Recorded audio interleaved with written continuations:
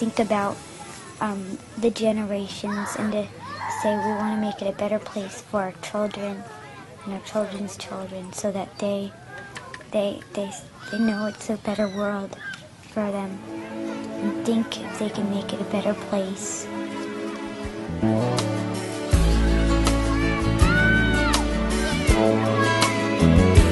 There's a place in your heart, and I know that it is love.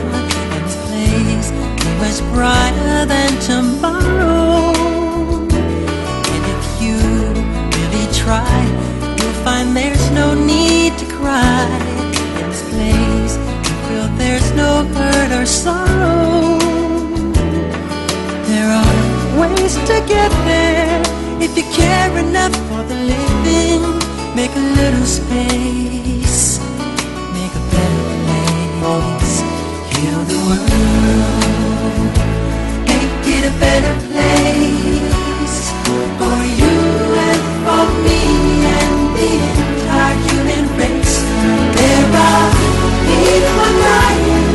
If you care enough for the living, make a better place for you and for me.